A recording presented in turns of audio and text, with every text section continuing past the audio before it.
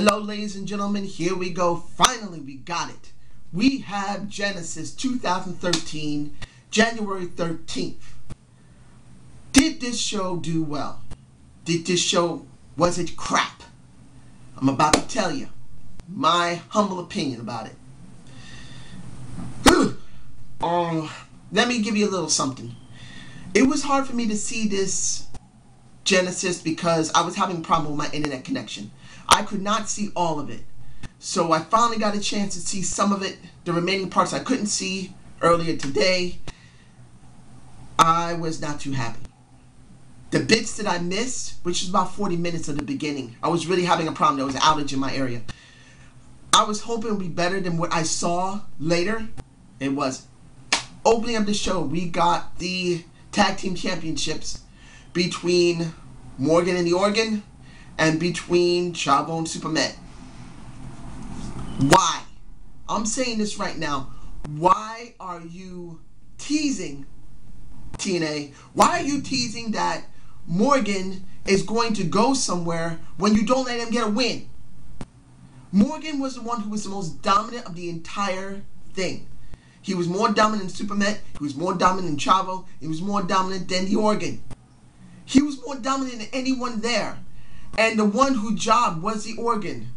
Joey Ryan jobbed after he tripped. Get this. They kick Morgan, Chavo, and Superman, trying to take him off his feet. They could not. He looked beast. Until we have Ryan, who's on his knees, who knows how to do it on his knees. He knows how to do it on his knees. And basically allows them to trip up. I don't understand. What was the point of them having this rivalry if Morgan and Ryan weren't going to win? We all expected Morgan and Ryan to win. They need this because Morgan must be pushed. Morgan needs to get this win. Eventually, he would break off from Ryan and then go into the main title scene. They didn't allow it. I don't get it. Was it someone got mad? Was it that Morgan didn't do what Ryan was doing? Getting on his hands and knees and beg? I don't get it. And that pissed the crap out of me. And the hits just kept going. When you have basically... I don't get this either. No, actually I do get it, but why? Why did it have to be here? Kenny King, long live the King, baby, versus York. And York is the one who wins. We needed King to win this. We needed this. But from what I'm taking from this is that this was not really a win for either one of them, of course, because RVD won. This was a test for York to see how much over he was. Because by the time York beats King, King gets mad as hell and does looks like a suicide flip slam and jacks up pretty much York's neck. York didn't seem like he could function, and then he starts fighting RVD anyway. This was to see how well Morgan, no, not Morgan, sorry. This is how pissed off I am about this. This was a test to see if he could get over. See if York could truly get over. I don't understand. They could have done this on an Impact. They could have done it on the next Impact to see if he can get over on a really good crowd. We already know he could, but now doing it on a pay-per-view? Are you kidding me? We would have had it better if King won. It would have been better. But RVD does not do the job. I understand now why both the Off the Rope show and the British Fist says no job Rob. Rob was not going to job here. They needed Rob to job. If it had to be to York, let it be to York. York's worked 16 damn years in the business, at least 15 or 16 years, and now they're testing to see if he would do good in a pay-per-view. Are you kidding me? This is what I took away from it. This was a test for him, and that made me fucking angry. There was no point in it. None. Now, what kind of made it a little better after this one was the Parks and Devon match. A little better. The interview with Joseph Park was good. I actually enjoyed it, and when he said to Jeremy, do you really believe, you believe I can do this, right? He says, yeah, I believe you. Thanks, man. Thanks. Takes off his glasses and walks away. that was a little bit of a nice natural feel. I know there are some people who are still not too fond of the Joseph Park character. There's a few of them. I've actually enjoyed it, particularly that he's been in OVW. And the pre-tape of OVW after that interview was very good, showing how he progressed. I would have liked to see, and I hope to see, that he goes back to OVW and they show more of it, and then he comes back again at another pay-per-view much more better. This is what I'm hoping for. Now, the match itself wasn't too bad. They did a little bit of chain wrestling. Devon made him look like a bitch, but then he went back and made Devon look like a bitch. It wasn't a bad match. It wasn't, ladies and gentlemen. This was not a bad match. Devon didn't lose. Alright. Of course, they're not going to let Devon lose right now. I don't know who they're going to have Devon job to eventually, but right now, Joseph Park is over very well. The crowd was ecstatic for him, and it wasn't bad. But right now, I think Joseph Park needs more time at OVW to sell not only OVW in hopes of getting more stars that way. Joseph Park does not have to be the last person or the first person to be seen on OVW that way. This could be a concept that TNA is throwing out, that when he's finally gone, they'll try this with someone else. That's what I'm hoping for. Now, almost forgot. Devon is not getting over. I almost forgot before I start with the gauntlet match with the knockouts. I wish to say clearly, I'm still not too fond of Devon not fully getting over. They're treating him like John Cena right now. He's not a face and he's not a heel. We got Let's Go Devon, Devon Sucks. That is a John Cena thing. Now, that's actually kind of weird to think that Devon is getting a John Cena type of reaction. But he's getting it. People still like Devon a lot, but people don't like him. So now the cheer is gone to his John Cena type of feel, and it ain't good for me. I don't like it. Not that I'd rather see John Cena have that. I don't like to see anyone have that. That really divides your audience. It gets confusing. Do the people really like Devon? Do they want to pop him? Or do they want to give him heat? I don't get it. But maybe eventually they'll change him over back to a face, and actually I don't think that's going to happen. I think he's stuck with that now. But anyway, the Knockouts Gauntlet match. We all know who won directly.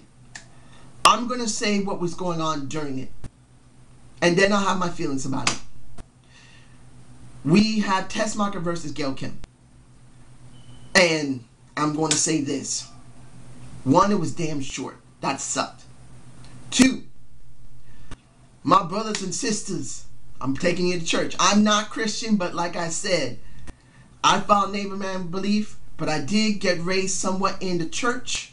So I'm going to church, ladies and gentlemen. As my cousin, who was a bishop, if he's alive right now, he'd be in his 90s, but he was a bishop, and this is how his sermon went. My brothers and sisters, we love the Lord. We love the Lord every day of our life. We love the Lord. And we love the Lord for giving us gifts. The gifts of sight. The gifts of feel, my ladies and my brothers. We have the way to see and to touch. We have the way to feel joy in our hearts. We also have the problem of feeling lust in our soul. And after seeing my lovely sister, Miss Tessmacher, do the one thing that gives us lust in our hearts, as the Off the Rope show says, to cunt bump, I call it the P-punch. That pussy punch can knock you unconscious and truly bring lust in your heart. Let us embrace the lust in our hearts, brothers and sisters. Let us embrace it all day long. Let us embrace the pussy punch. I'm sorry, I had to get that out. I'm sorry. If anyone is highly religious, I wasn't trying to be disrespectful, even though I don't follow it. Just take it as a joke. Nothing disrespectful. But the thing about this entire match, the person I feel that got screwed the worst here Really. Mickie Jane, to me, is the one who got screwed the worst here. Not because she could have gone off to face Tara. It's that, really, we all love Mickie Jane. She's not a bad face, but really she's become highly stale. And seeing that nothing happened after she lost to Gail Kim, and Gail Kim screwed her, the thing is that when are they going to turn her heel? Are they just going to keep teasing it? Or are they actually going to do it? I feel sorry for Mickie Jane. That Powhatan, beautiful, sexy Native American deserves better. And she is a Powhatan. Look it up. Powhatan Indians, great people. She's one of them.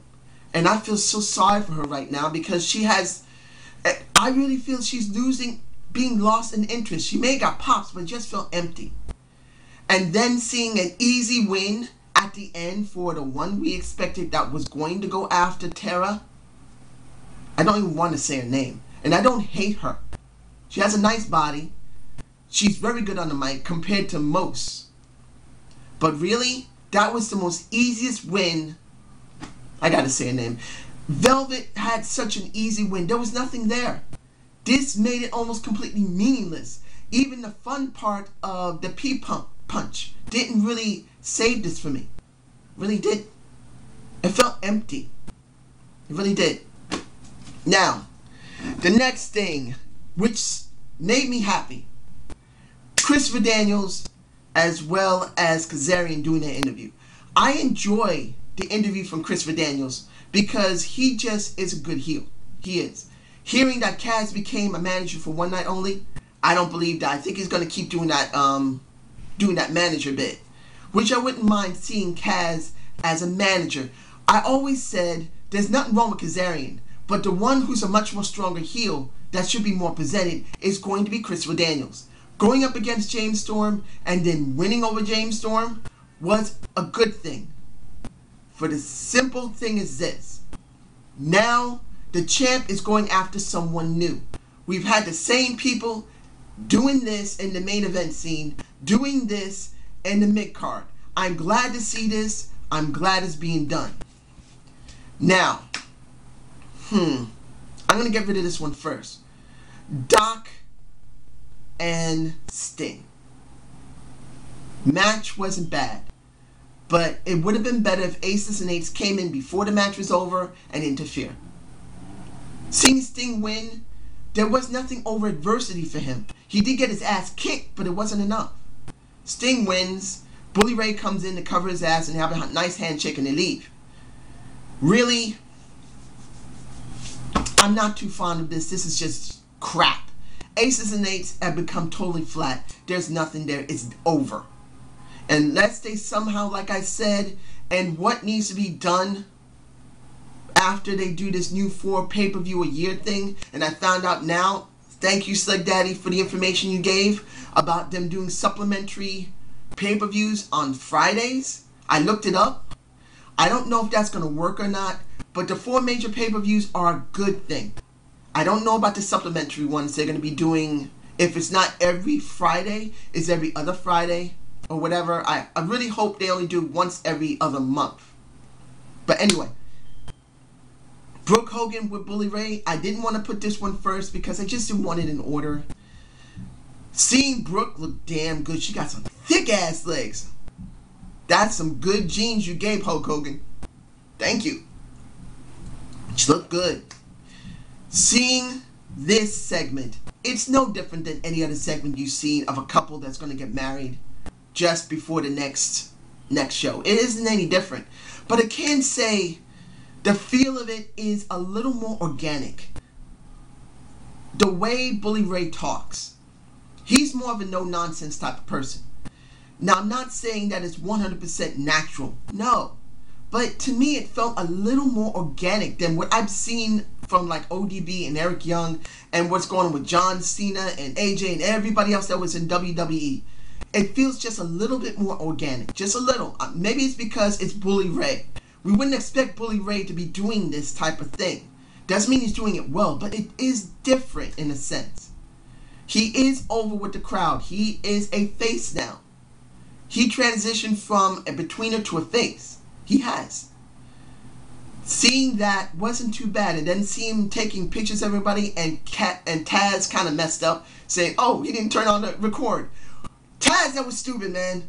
You shouldn't have did that. It would have been better just to leave it. But you outing it like that makes it bad. Now, unless he actually did record it, then that's something entirely different, and you can see it on Twitter for yourself. I personally don't have Twitter right now.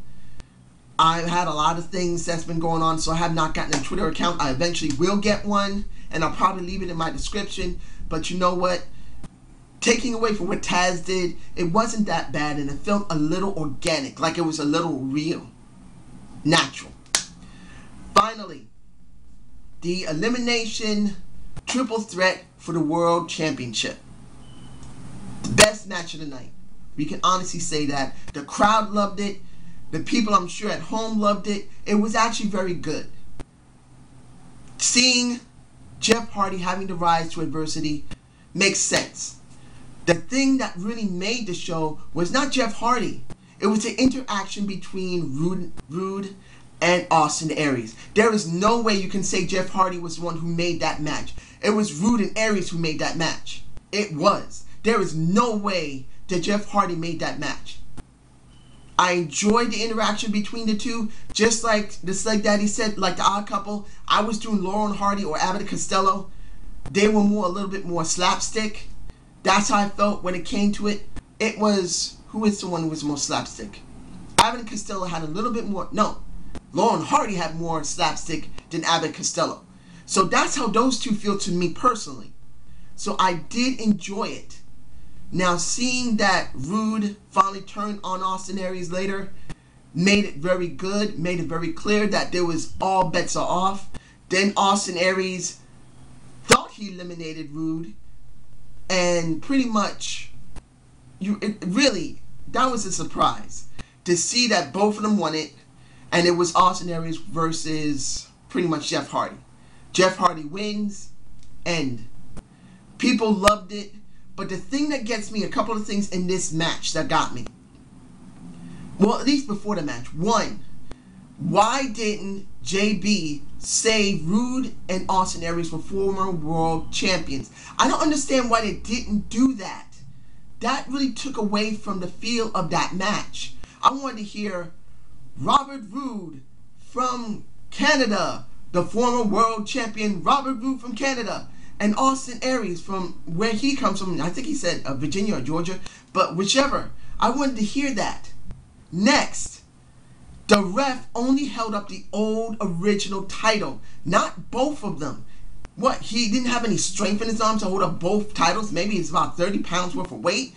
You can't hold up both of them like this? Dude, you needed to hold both titles up to make it feel more legitimate, because he's still holding both titles. They're not doing a, undisputed world title. Maybe one day they will. That would be wise, because you can't keep having Jeff Hardy carry both titles.